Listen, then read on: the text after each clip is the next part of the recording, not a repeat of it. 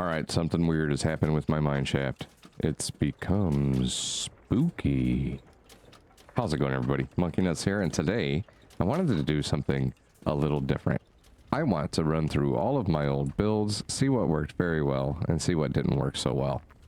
This one here, I've noticed, I do love this sorter. It works very well. I think I'll build this in every build from now on.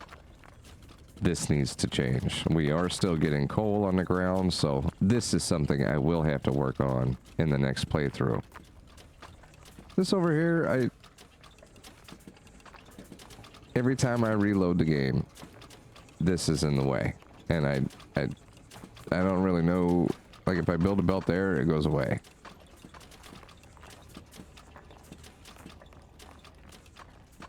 So, yeah, it's a little wonky. Every time I load the game, it does that. If I don't do anything about it, we get this mess. Now it seems we've got stuff falling off of there. Yeah. So this, we don't have enough plate machines up here is our problem. I don't believe I'll change anything on the gold or the copper caves. Those are pretty efficient. I've been using...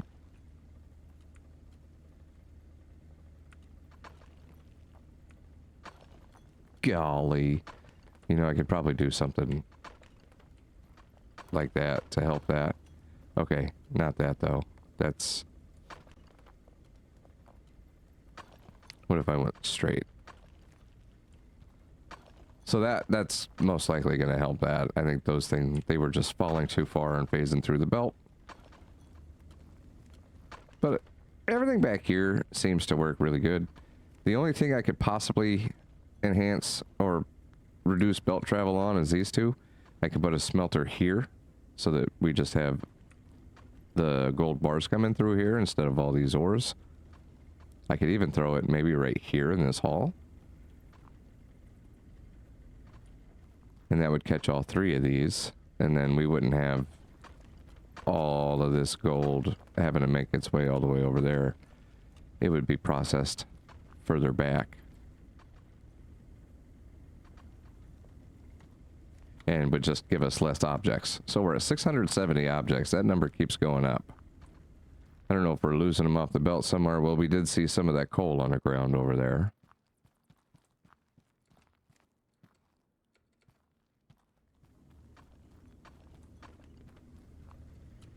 And everything back in here appears to be running smooth still. I don't see anything on the ground. Nice.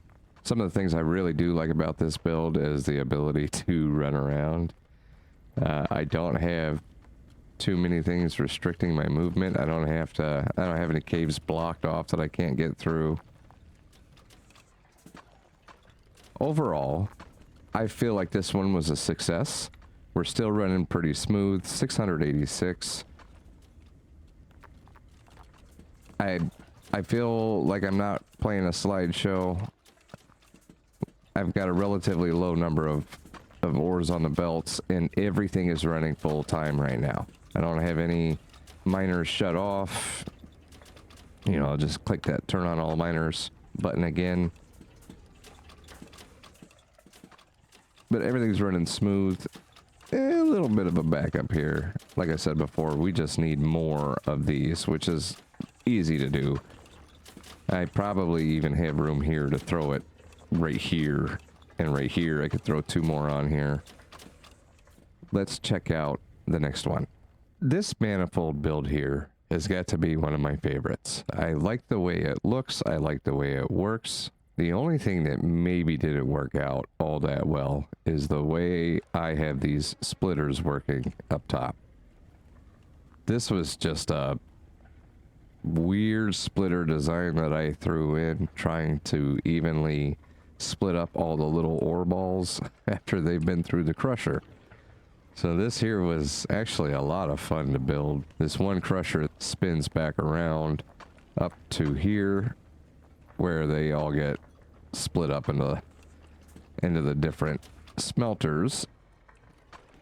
They then feed directly into a polisher, fall down a chute into the plate machines, where they fall down into the hopper here. This setup works.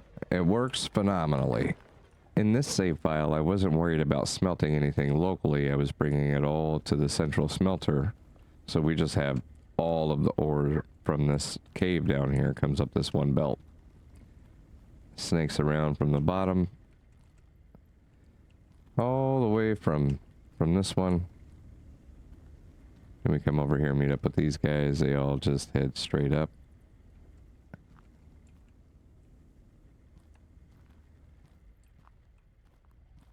I believe the gold's about the same.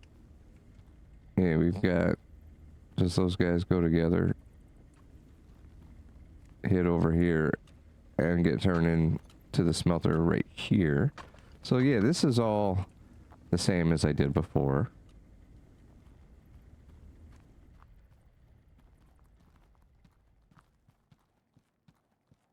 Except for the local smelting. Everything's belted roughly the same. And local smelting here. Yeah, so this copper cave and the gold cave are the only two areas that have their own smelter. Everything else, all the rest of the iron in the gate, comes to this one smelter location. But as you can see, I am getting a little bit of a slideshow. I'm dropping frames. And right here it's difficult to pass through.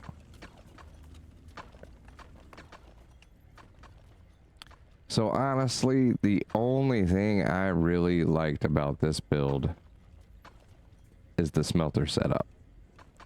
I love how this looks. I like how it works. But as you can see, I'm getting, for some reason, even with 759, it's not that high of a number. I'm getting a slideshow here. I'm dropping a lot of frames. My potato PC just can't handle it. It's probably why I never finished the quest on this build, because it gets too choppy and gets too long to play. I wanted to try something new. So, on to the next build. And then there was this one. I believe this was my second playthrough. I was just having fun with these launchers. Oh, I remember this one. This actually works very well. This was one of the first times I tried to experiment with putting the plate machines up high and then dropping everything down below, because that was getting clogged up with everything right in front of it. And this was where I first started getting the ideas for splitting the ores up with the drop hoppers.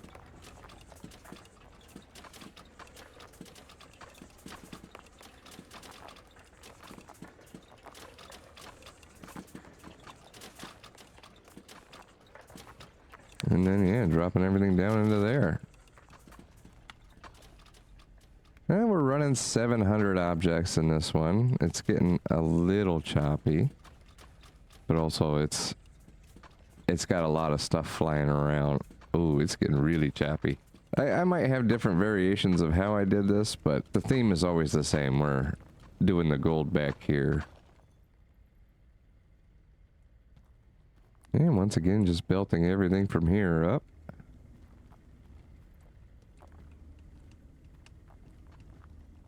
Oh, what I have done differently on this one, I did notice we had an awful lot of ores coming from this cave. So I wanted to alleviate some of the pressure on the main system by putting this in. I had to put a splitter with 2 sorters here because this was just too much traffic for one of them. They spill down into this guy that turns them into little nuggets that get split once again into the 2 separate bar machines here. They get turned into bars and then launched over where they meet up with the rest of the bars going to the plate machines. Takeaway from this build was launchers are fun, and this funnel around this main hopper is one of the best ways to keep it from overfilling and keeping everything inside. Let's check out the next one. This build here, I tried something completely different. We ended up not building the large sorting system here, or the plate machines dropping down into the hopper. I did just kind of scatter these wherever I could, when I could, because I was trying to keep everything in the entire mine running while making changes and building things. So this is how that build evolved. As you can see, I was able to implement a couple of launchers into this build. I love those things. Then headed back here. This all actually seems to be running pretty smooth. I like how this one turned out.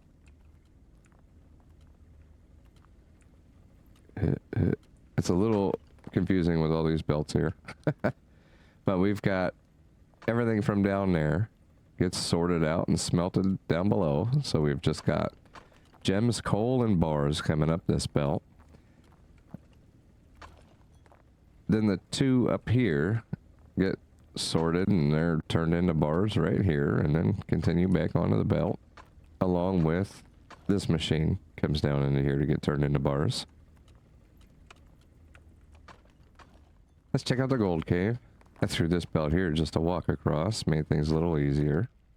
I think we had the same thing going on here, and we just always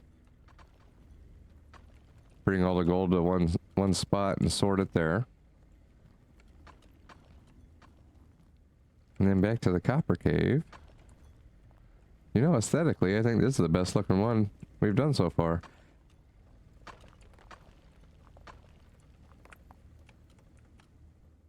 Oh, what's going on here? Yeah, anytime you use cannons, you're gonna have issues like this. Yeah, I think that might also be overloading just because I didn't build my big fancy sorting machine here. All in all, this build did not do horrible, but it didn't do excellent either. One of the key takeaways from this build that I really like the other builds don't have is the ability to grab a mess and just go toss it. I like having this big old platform of rollers here that I can just set a big pile onto, and it all makes its way in without any spillage anywhere. Yeah, I think I'll be implementing some sort of dump on each build from now on, where I can just go to one area, dump the stuff in, and we're good. One thing I've been trying to do in every build is leave all of the walkways open through here. But the more I think about it, the more I think, well, that's building space. It's not just walkway. In my next build, I might possibly take some platforms and just make me a walkway way up there, right up above everything. Can I build those above? I can. Since I can build these above things, like I can make my build and come back through and toss a walkway in, and then I've still got more space to build over here. Yeah. Just have to make sure that nothing gets hung up on these legs. Now let's go check out our final build. And we've come full circle back to my favorite build. A couple of things I want to showcase here are obviously these new jack-o'-lanterns. Look at how neat these things are, and they are cheap. You can come in here, go to the Halloween section. They're $80 to buy.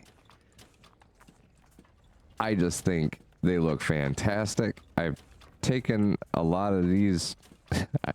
I took like 100 lights out of here just to throw these jack-o'-lanterns in and get a feeling for the lighting they give off, and I love it.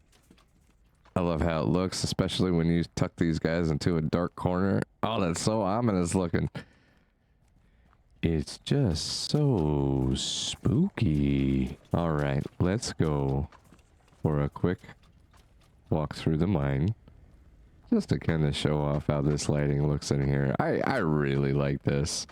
I didn't go too nuts. I think that's about as far as I went. These jack-o'-lanterns just add a little bit more depth to the game, a little something fun to come and play with. But what they've done even more, you probably saw it when I looked in the terminal a minute ago. Diamond O-Lantern. I haven't purchased any of these yet. I'm super excited to get some. Looks like I can afford 3 at the moment. Nice! Look at our collection of diamond jack-o'-lanterns. Oh, I don't know where to put them. So there it is. We've got our 2 diamond lanterns down there and one sitting up here on the table with the hard hat. Let me tell you, the hardest thing I have done in this game is put that hat on top of that pumpkin. Now, I wanted to give these guys a name, and I couldn't figure out what to name them, so I got a plan. We're going to move you right over here, and this is going to be your permanent spot. That one will go there. This guy. There they go. These will be the permanent spot for these 2. And in the future, this honor will be saved for channel members. But for now, since the channel is too small to have members, we're going to go with Community Spotlight. And the 2 community members who have commented the most on MineMogul would be Robin King and Joss Buoma. I hope I'm saying those right. I'm sorry if I got it incorrect. But thank you guys so much for being so active in the community. I hope you all have enjoyed this video. If you'd like to join me next week for another run through, smash that subscribe button and meet me back here on Monday. I'm Monkey Nuts. Happy Halloween, everybody.